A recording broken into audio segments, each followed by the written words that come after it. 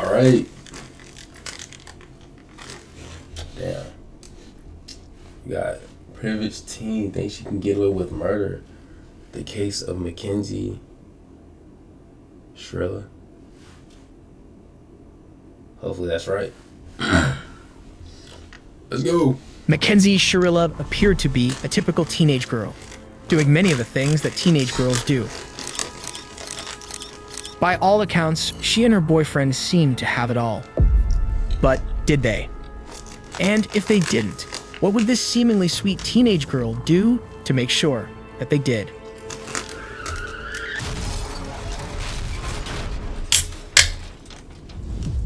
Welcome back to Crime A to Z, where we detail cases and criminals from their very beginning till well after other reporting ends. Today, we'll be talking about the case of Makenzie Shirilla. It's one of the most ruthless, senseless, and just plain heartbreaking cases you'll come across. It's about young people with hearts of gold, and one with no heart at all. It's a case so gut-wrenching that even the officers on the scene could barely hold it together. So sit tight as we dive into this case of entitlement, selfishness, and statness. And as always, if you end up liking how we present this case, it would be great if you can help us out by giving us a quick like, subscribe, and share, please. Let's go.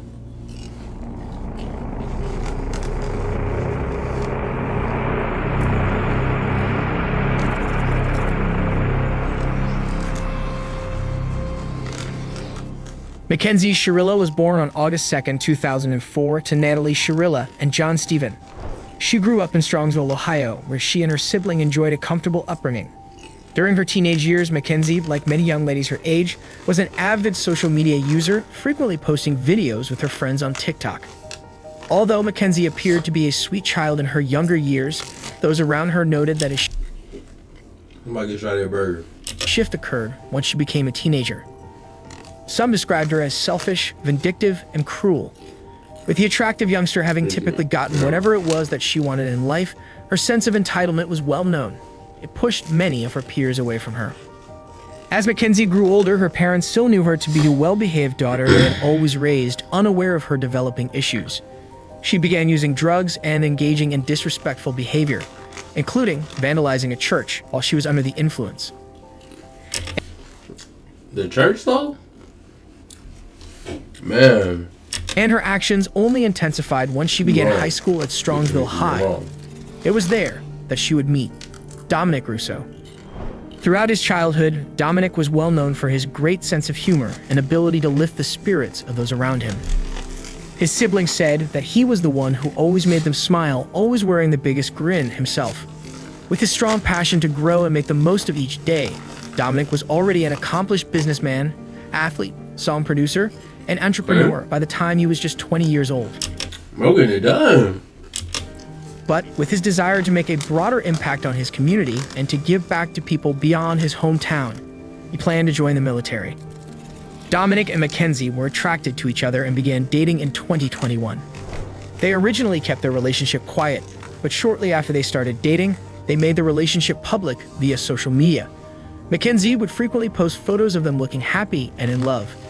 They appeared to be soulmates, spending as much time together as possible. Their families met and grew close as well, and it appeared that nothing could come between them. They eagerly anticipated graduating high school so they could start their lives together. But the bliss didn't last long. Dominic began to notice a side of Makenzie that he was not fond of. She started to expect Dominic to agree with everything that she said, and he started to get frustrated with how controlling she was.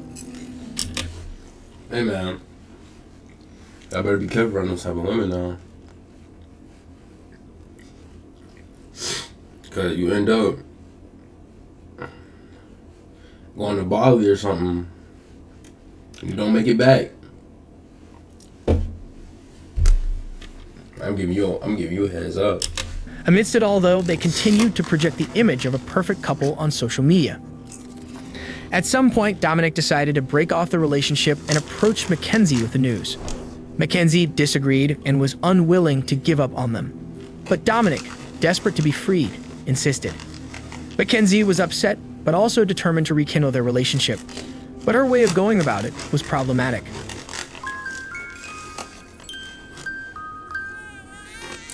Big ideas, She began showing up at Dominic's house, threatening to harm him and damage his property if he didn't let her in. On one of the occasions, he recorded her outside of his home making the threats. Let me key my car. Tell me to break the door. I will key your car and you do not let me in the house. You're going to key my car If you don't let me in the house, yes. Dominic tried his best to defuse the situations, trying to...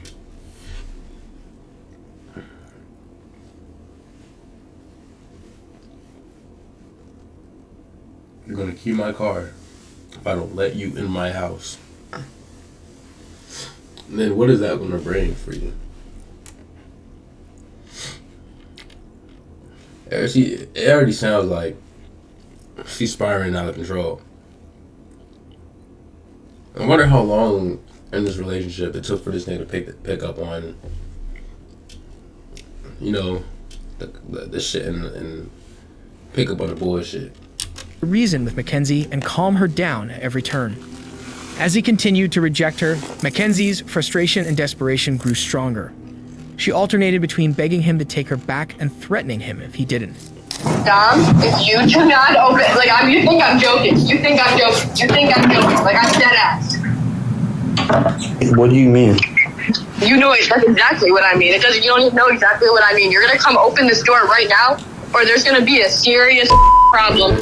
But the more she showed her true side, the more convinced Dominic became that ending their relationship was the right decision. Despite the breakup and bitter disputes, like they had done in the past, the couple would eventually reconcile. It's crazy because she looks like a attractive woman. She can go get another dude. So it's like, damn, she must love this nigga. They got back together and Makenzie seemed like a changed person, softening her aggression and seemingly genuinely sweet. She made plans for her and Dominic to attend a party that a friend of theirs was having. Dominic was looking forward to the evening. Makenzie had planned every detail. She and Dominic attended the party where their friends were pleased to see the perfect couple happily back together again. The pair danced, drank, and enjoyed themselves. To Dominic, it felt like an ideal night, and Makenzie felt that way as well, but for an entirely different reason. At the party, they connected with one of Dominic's best friends, Davian Flanagan. Makenzie also knew Davian. He was 19, and despite a challenging childhood in foster care before being adopted in 2010, he was extremely kind-hearted and positive. He had recently graduated from Strongsville High School, where he was on the football team. He planned to attend barber school, then open a barber shop in their small town. Davian joined Makenzie and Dominic partying. Then the three of them stayed at their friend's house until the early hours of the next day. At 5 a.m., Makenzie woke up Dominic to head home. As she was waking Dominic, Davian also woke up and asked for a ride home. So, on that morning, one day before Makenzie's 18th birthday, Makenzie, 20-year-old Dominic, and 19-year-old Davian left the party around 5 a.m. in Makenzie's 2018 Toyota Camry. Makenzie was behind the wheel, with Dominic in the passenger seat and Davian in the back. Initially, Makenzie, the only one wearing a seatbelt, drove slowly, maintaining perfect control. But as she turned onto Progress Drive from Pearl Road, she pressed the accelerator and didn't let go. The street was just 3/4 of a mile long, or 1.2 kilometers, but within that distance, she reached a speed of 100 miles per hour. The road was relatively straight, perfectly suited for gaining unbridled speed. She sped through the industrial complex, headed directly toward the end of the road, where just beyond it stood a brick building.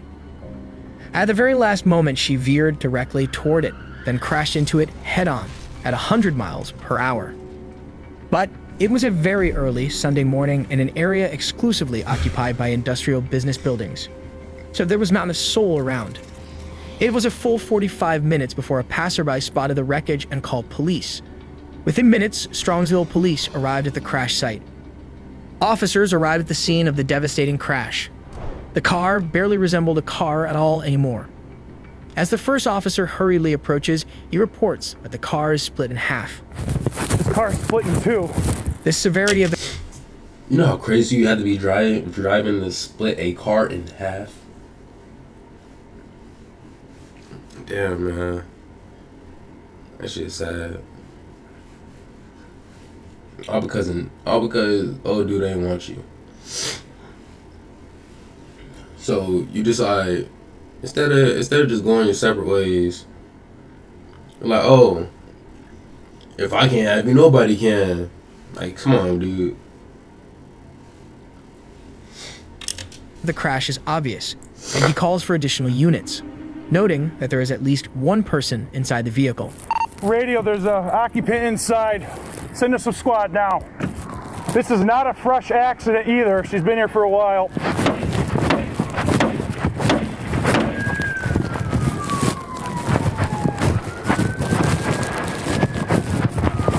The officer notices another occupant.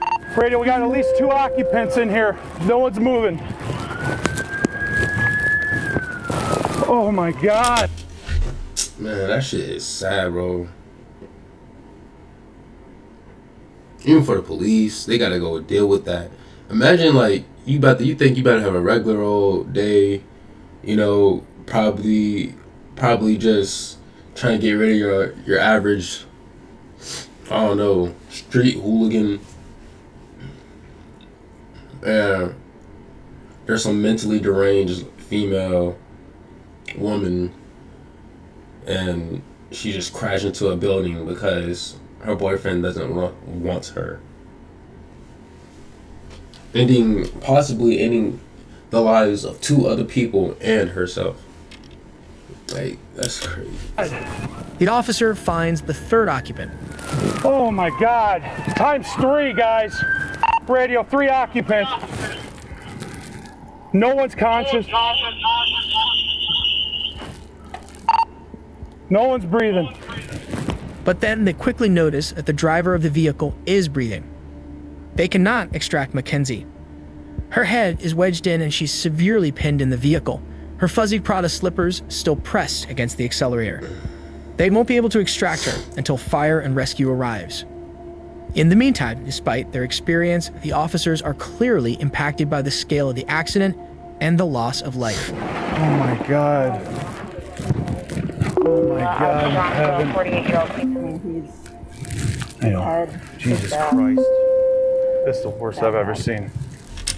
Even for the other kids, imagine like your child just goes out to a party with his friends and it's this woman right here. You just want to go, and he probably just want to go home, go back to sleep. You know what I'm saying? I'm pretty sure they was partying, so 5 in the morning, I'm sure you want to go home, go to sleep, you know, wake up, do your own thing. But now, man, Rest in peace, buddy. can't even do that. Makenzie has survived. Dominic and Davian Trying to That's so outsmart disrespectful. nicotine? Sign up for did not. There were car parts everywhere. The car had struck the building with such force that it looked like it had exploded. Fire and rescue arrive. Makenzie is extracted and life-flighted to the hospital, where she will undergo multiple surgeries to save her life. She tested positive for Meanwhile, they can't save meanwhile, their life can't be saved. They're already gone.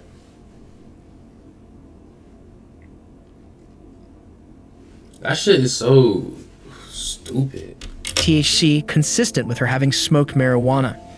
And she was also in possession of a bag of magic mushrooms. Alright, no. Weed is not making nobody drive. Like, that was like your own thing. No, you're not getting that high. I know she, like, yeah, it could have been some drugs, but come on, weed, like, we don't do that, bro. I'm not trying to put myself out there, but I drive smack a lot, bro. I probably been way higher than she was driving, and I've been straight. I mean, I might have had a near miss or two, but hey, I got it done. I did what I need to do. I got home. Because normally I don't try to, unless I have to drive when I'm high. I don't really do it, unless I'm going somewhere down the street. Even then on this, there's nothing, that's your own thought process that makes you want to drive 100 miles per hour down a fucking 3/4 of a mile road. That shit just don't make no sense. That's hurt. and a digital scale. Initially, the police believed that Makenzie had crashed because she was high. But as the investigation began to unfold, authorities began to suspect that what Makenzie had done was far more deliberate. When Makenzie woke up in the hospital and realized she had survived, she tearfully told her doctors that it was her fault for killing her boyfriend. While the doctors thought these were just the rantings of a remorseful driver, the police took her statement seriously. After undergoing multiple surgeries, Makenzie was released from the hospital and returned home with her parents. She gets to go home. As the Shirillas prepared to welcome their daughter home, the Russos and Flanagans were planning funerals for their sons. Meanwhile, that's so sad, man. Just imagine. And then the girl that did it is just at home, chilling, eating Cheerios in the morning, probably pouring the milk first. No, bro. That shit ain't right. The prosecutor's office was conducting a thorough investigation, and it was not looking good for Makenzie. For starters, police interviewed several of Makenzie and Dominic's friends, from which a consistent theme emerged. They learned that she had frequently threatened him during their on-again, off-again relationship. Threats like keying his car and forcing her way into his home like mentioned previously, but also threatening to kill him by crashing her car with him inside of it. The most recent such threat occurring just 2 weeks before the crash, when she told him, "Dominic, I will crash this car right now." Even when people think like that, like, what are you gonna gain? Like, we both just gonna die, nigga. There's no point in that. Around that same time period, Dominic had even called his mother asking her to come pick him up because he was riding with Makenzie and she was driving recklessly. Also, authorities and the public felt like Makenzie was not acting like a grieving girlfriend responsible for two people's deaths. The photograph that she posted on Dominic's obituary seemed, as one news publication called it, twisted. Many also found it inappropriate and tasteless for her to attend a Halloween party so soon after the deaths that she was responsible for, especially dressed as both marijuana and a corpse, and then post the fully decked out costume photos on her social media account.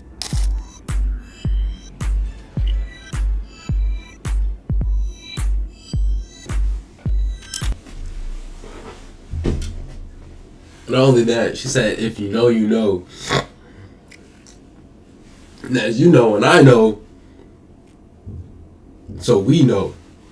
What the fuck did she done? And her friend just said, but how are you even friends with her? Like, oh, so you just killed your boyfriend and your friend? And you still friends with her? She gonna kill you too, nigga. You next. Don't be confused. Don't be confused or don't be surprised because that's on your fucking head.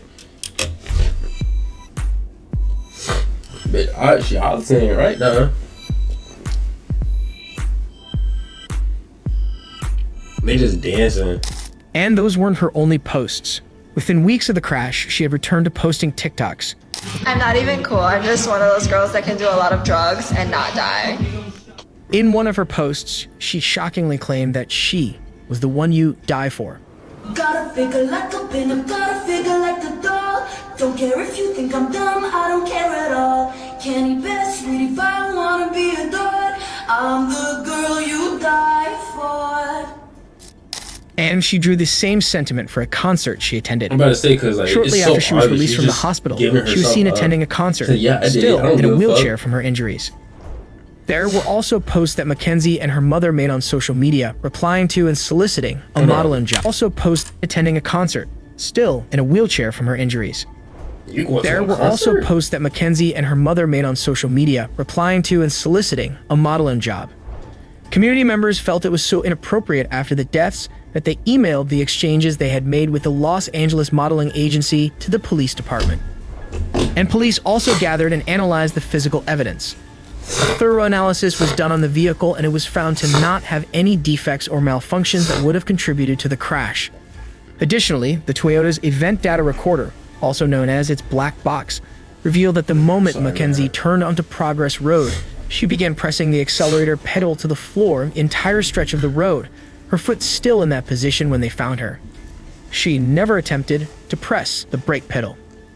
She barreled down the short road until it teed at the end, slightly veering into the grass as she aimed for the building.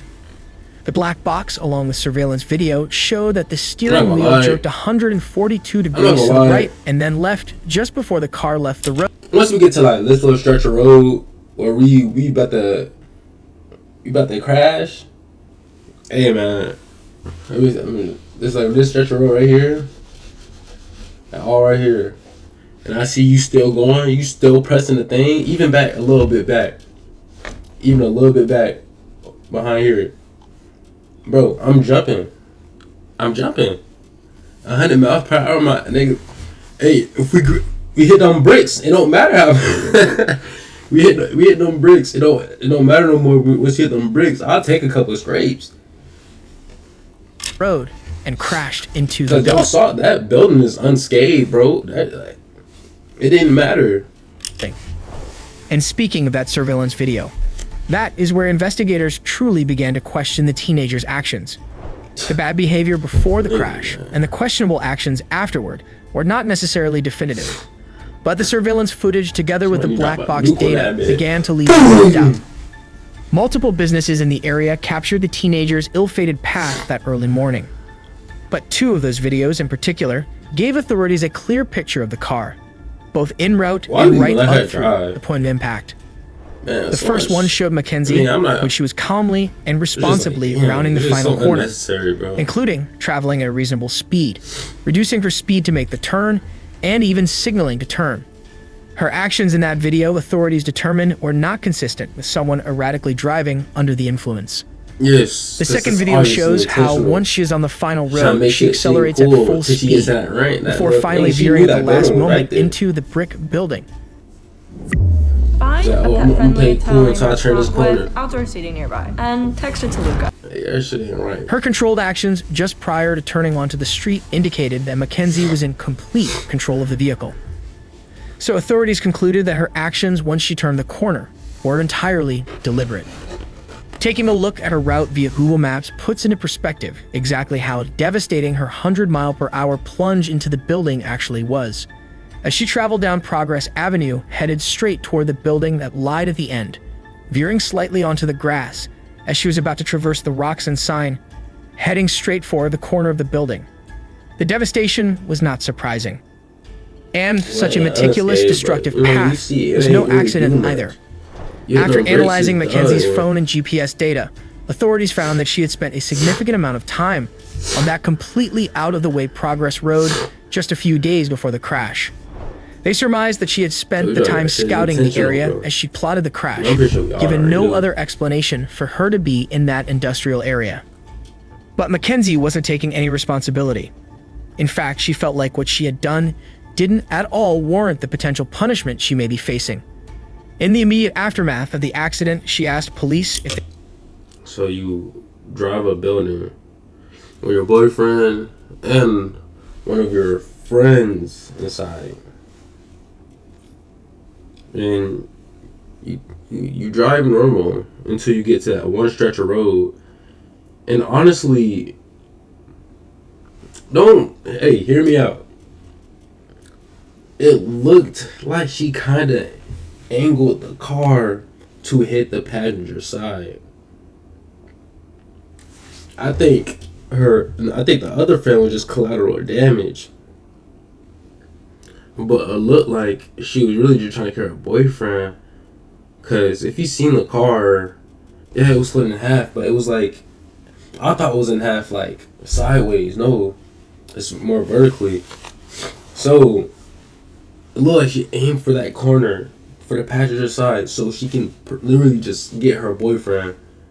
That is, hey, I don't know. Maybe I'm tripping. Maybe that's a little too much. But nah. they could just take my license away for 10 years or You shouldn't even be dealing with a woman like that for that long anyways, man. something like that. But her acts would have far greater consequences despite her perspective. Between her scouting of the area prior to the crash, the threats she had made during her and Dominic's tumultuous relationship, the speed and path she took on the deadly ride, along with her foot still being on the gas pedal, authorities were confident that Makenzie intentionally and callously took the lives of Dominic and Davian. On November 4th, 2022, authorities arrested Makenzie Shirilla. She is charged with over 12 counts, including 4 counts of murder, 4 counts of felonious assault, 2 counts of aggravated vehicular homicide, 1 count of drug possession, and 1 count of possessing criminal tools. Given that she was 17 at the time of the incident, she was taken to a juvenile detention facility. I didn't want to cry. During pre-trial hearings, the prosecution offered Makenzie a plea deal. She turned it down, and her attorney indicated they were prepared to take it to trial. That's correct, Your Honor. I went on Monday and discussed this at great length You with should have said that plea deal. Makenzie the week before that with her parents present, talked with her today, and it's her desire that she does not want her plead to 2 counts of murder. And Should have said that plea deal. You probably would are you satisfied with and the you probably wouldn't have got life. Yes, Your Honor. For that trial, Makenzie chose to waive her right to a jury trial, your opting fault. instead for a bench trial, taking her chances on what a judge may decide versus 12 jurors. Given the circumstances surrounding Makenzie's crime, the prosecution planned to try her as an adult. For the trial, prosecutors outlined Makenzie's aggressive behavior and threats toward Dominic to show how she reacted when she didn't get her way or when Dominic wouldn't do what she wanted. They outlined the time when she repeatedly warned Dominic to let her into his home or face the consequences. Dom, if you do not open, you think I'm joking. You think I'm joking. Like, I'm dead ass. What do you mean? You know it. That's exactly what I mean. You don't even know exactly what I mean. You're gonna come open this door right now, or there's gonna be a serious problem. She threatened to break the handle off the door if he didn't let her in, and she began hitting the door and counting down the seconds before there was about to be said problem.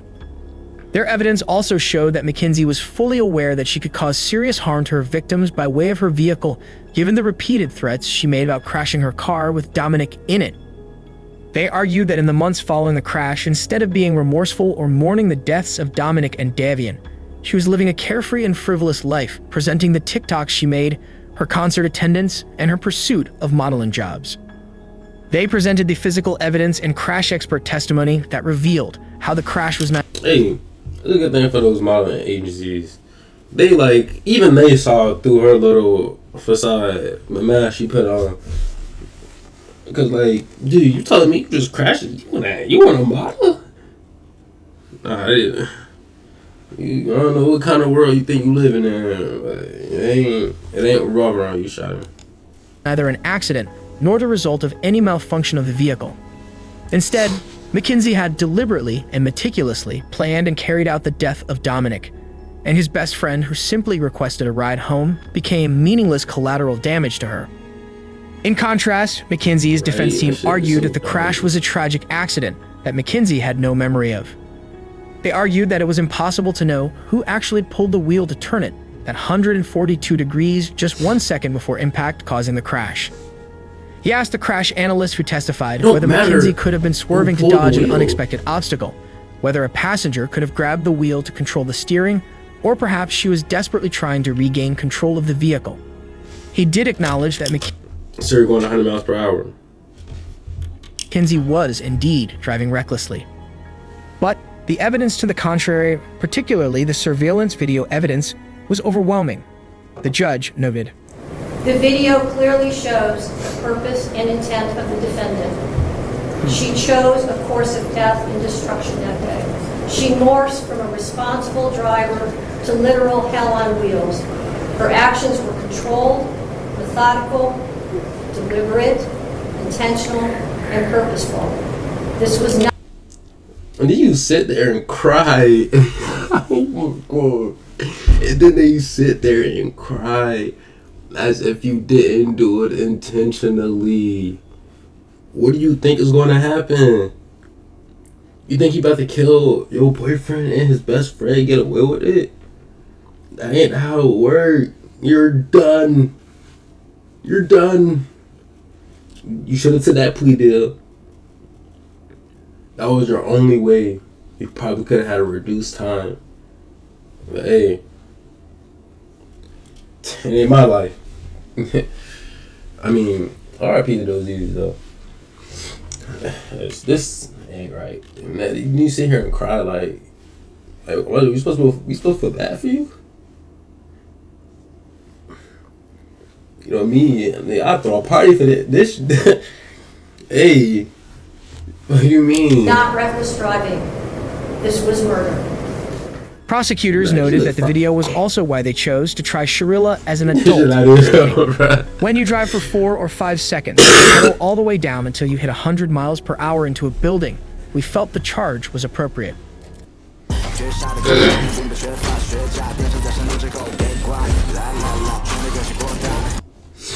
The judge found Makenzie Shirilla guilty on all 12 charges. Premium, I promise. At the sentencing hearing, the prosecution reminded the court about Mackenzie's lack of remorse, represented by her actions in the weeks and months after the crash. The judge also allowed statements from the families of those involved. Davian's mother was the first to address the court. Yes. Okay. Your Honor, my name is Jamie Flanagan. I am the mother of the victim, Davian Flanagan. I want to share a small part of what we lost on 7/31/2022. My son Davian is and always will be so much more than cargo. He was precious. He was an amazing soul with a heart of gold. He gave to the world what he wanted most in his own life: love. The kind of love that would rescue a friend in the middle of the night, no questions asked. The kind that would protect others and honor them. He made friends easily with his infectious smile. He was a gifted athlete. He had plans to go to barber school and open his own shop. My son did not have a clique of friends, but instead was a friend to all. He would go out of his way to show love and kindness to others, including those that were often cast aside by society, the less fortunate, the developmentally challenged, the hurting, and the unvalued. Davian made sure that everyone that crossed his path knew that he truly saw them, that he valued them, and that they were worth his time. Davian and my kids have had more than their fair share of heartbreak, of hardship, and of loss. Davian was adopted with his sisters from foster care. They are biological siblings. We are honored to be chosen, or to have been chosen, to be their parents. Their forever family. I am devastated by the loss of Davian. The world lost a truly special man. The court also heard from Dominic's mother. The world lost a truly special man. The court also heard from Dominic's mother. I'm Christine Russo. I'm Dominic's mother. No one wanted this to be a murder or to punish Makenzie Shirilla for this accident. But this was not a car accident. The evidence and science proved that Makenzie Shirilla murdered my son, Dominic, as well as Davian. There's no fix put in this case, as the Shirillas would like to proclaim. I want to thank Strongsville Police Department and the state of Ohio for seeking the truth behind this crash.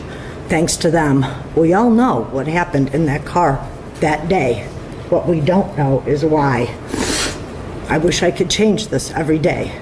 I lost 3 children in that crash. Not a minute goes by each day that I don't think about my son, as well as Davian. My heart is forever broken. The cries heard from the Shirilla family and friends after the verdict are nothing more than a lack of remorse. Makenzie Shirilla had a choice. Dom and Davian did not. We are all left here to mourn. But what Dominic and Davian lost can never be remedied in any way or by any particular sentence. On July 31st, 2022, I called Mackenzie's mother, hysterical with the loss of my son and Davian. Could that been put on the damn, what you call that shit? That bull, like they put people into, that torture method, you cook them and shit. Hey. I knew Mackenzie was in the hospital, and the first statement said to me was, "Oh, please don't listen to what everyone's saying on Facebook." Yeah. My son is dead, his friend is dead, and I'm checking on yours. Yet social media is what's important. All right. Social media has made a game out of the life of Makenzie and is making a game out of this heart-wrenching tragedy. No one can imagine the pain of losing a child unless they have lost one themselves. The pain is forevermore. Time does not heal this wound. Makenzie, going to prison because you did this. Be thankful that you're still alive and have a future, whatever that may be. Dom and Davion were robbed of their futures, She'll be eating their hopes, and their dreams. She'll be eating hot dogs and bread. Makenzie showed no mercy on Dominic, stale baked nor did she on beans. Davion. Only God at this time can have mercy on her soul. Thank you. You feel bad. Mackenzie's mother also addressed the court. My name is Natalie Shirilla. I just want to say, am I allowed to address them at all? Sure. I just want to say to the families that I'm broken, sad, and lost, and my heart hurts for everyone. I mean, I know it's probably better to have some of these things written down, but like, why does everybody gotta talk from a paper? I feel like, just say what you gotta say how you really feel. But I don't know. I don't know them. Okay? Davion was her new friend, and Dom was the love of her life, and he was part of our family. Okay? I'm just so sorry that this happened, and we're heartbroken. Okay? And then, Your Honor, this was a terrible, tragic nightmare accident to have happened that she has no memory of, and she will never emotionally or physically recover from it. She almost died too. She has no memory, y'all. Out of all those little social media stunts she pulled, you think she don't got no memory? And we're asking that you please not run the sentences consecutive. He was family, and we all loved each other. That morning of the accident, she called. I got a phone call that there was a car accident. Okay, so we went to the hospital, and I didn't even know who was in the car. The names had not been confirmed yet, and I'm gonna cry because I missed Dom so much. We loved him so much. So I called Dom, like over and over again, praying that he was going to answer the phone, and he didn't answer the phone. So then I tried to call his mom, and she didn't answer the phone either. And I still didn't know who was in the car. I didn't even know if she was alive. I didn't know what was happening. So then we were in the waiting room, and then his mom she did call me, so I answered the phone, and I was like, oh my God, like, I don't even know who was in the car, like, what's happening, was that Dom? And she said, what do you mean, my son is dead? And I was like, I'm so sorry. And then she said something like, and now I have to wait until your kid's out of the hospital, and then I didn't hear the rest. I was like, we loved him so much, and I hung up the phone. I did not talk about social media. I didn't even know what was going on yet, okay? So then, that was it. So in the hospital, that Vitality post. I believe in this. I commented on that because somebody had called her a murderer, okay? And she's not a murderer, so she didn't even have her phone at that point because the police had still had it, okay? So I jumped on, and I was like, she's not a murderer. She's more sad than most of these people commenting. She's been trying to get in touch with you. I mean, at that point, it was just an accident. So I commented on her behalf, not because of the modeling opportunity. Who cares about that? I don't want them to refer to her as a murderer, okay? And I don't even know how that comment had got on the phone because the police still had her device, and she could not access her phone or social media. That's why I did it. And I had called them asking if they could shut down social media because people were calling her a murderer and making death threats and organizing groups to, take her out when she got out of the hospital and stuff. So I didn't even want her phone. I don't care about her phone. I don't care about social media. I just wanted them to stop calling her a murderer. So when she did come out of surgery, multiple surgeries, that she wouldn't see all these people calling her a murderer because she would never, ever, ever murder the love of her life. Okay?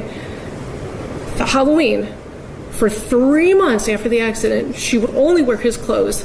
She would only eat the snacks he ate. She would only listen to the music he wrote, okay? So she was crying for 3 months So her friends asked if she wanted to go out trick-or-treating or Halloween, and it was at OU. And she didn't even want to go. She said, I don't know, should I go? She couldn't even walk yet, barely. So I told her, I said, baby, please go. It's Halloween. You've been laying for 3 months crying, only listening to his music. Please go. Have just a moment of fun. A moment of fun. So we told her to go. My husband drove her. I brought her back home. She just needed a second of fun from losing her whole world. Her whole world. So that was us. We told her to go. In that concert. She didn't lose her whole. They lost their whole world. She went to the concert after that. She went out. You know, while she was doing that, who do you think was having the funeral?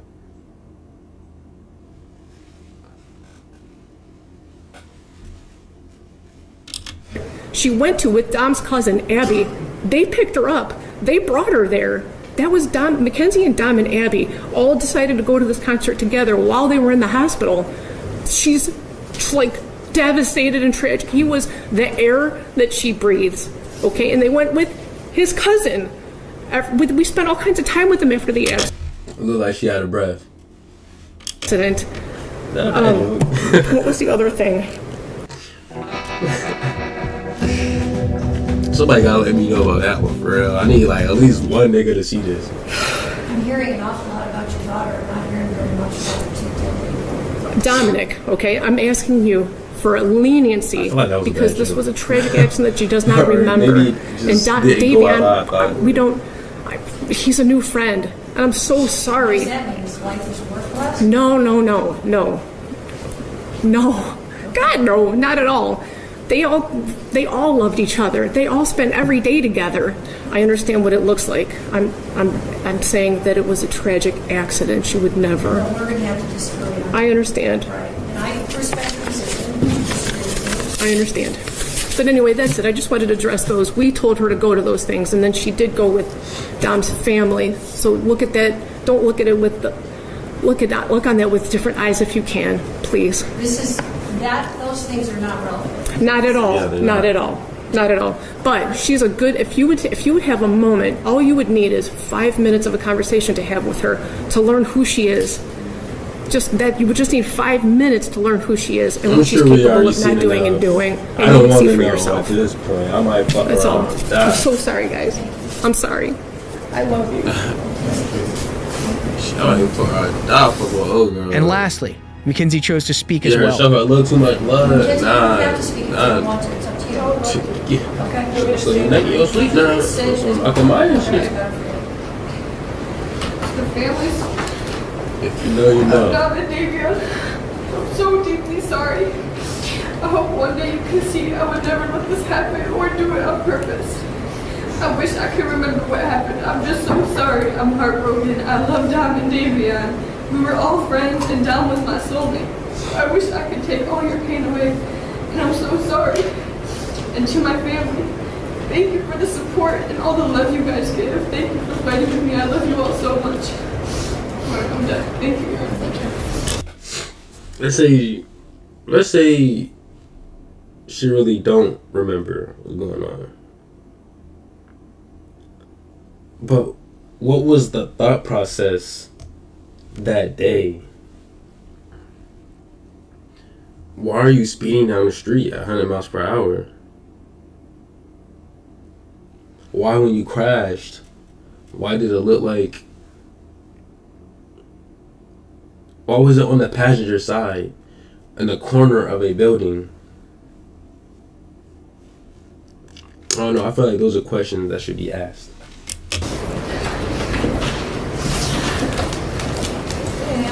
Everybody be up and down. With her guilty verdicts, Makenzie was facing an automatic sentence of life imprisonment with no opportunity for parole for 15 years for each of her 2 murder convictions. The most challenging aspect of the sentencing for the judge was deciding whether the sentences should be served consecutively or concurrently. She noted that while the families desired the harshest sentence possible, she had to balance the need for justice with the circumstances of the case. She sentenced Makenzie Shirilla to 2 concurrent terms of 15 years to life for the murders of Dominic Russo and Davion Flanagan, Serving them concurrently would make her eligible for parole in 15 years. So she can get out in 15 years.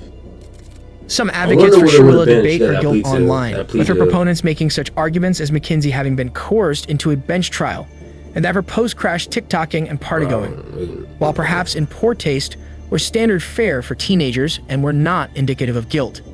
Some also believe that Shirilla's acceleration could have either been her accidentally pressing the accelerator instead of the brake, or perhaps there was a malfunction where her pressing the brake did not register.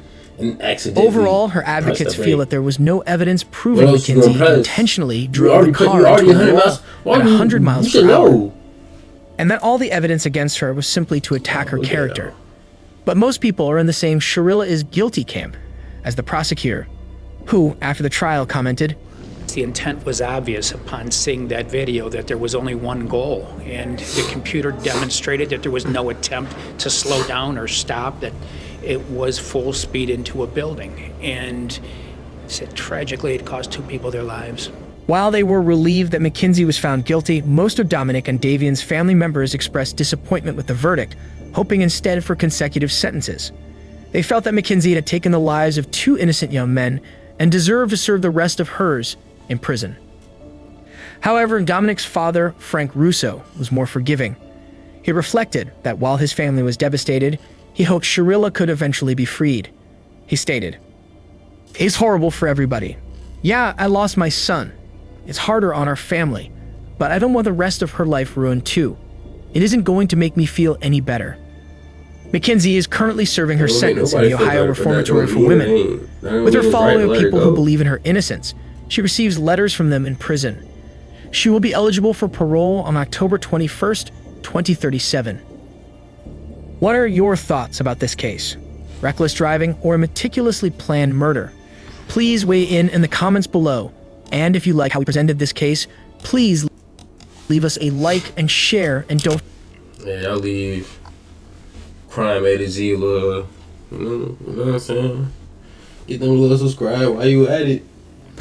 You know, I'm right here too. I'm just saying, you know what I'm saying? But yeah, I think the justice system failed in this one. To me, I would say kind of did. But, you know, I don't know. Because dad talking about, oh, I don't want her life to be ruined. Man. Yeah. That's what I'm saying.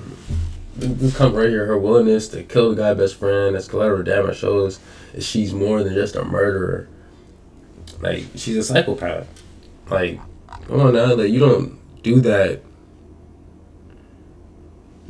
I don't know, man, but alright. Y'all stay safe.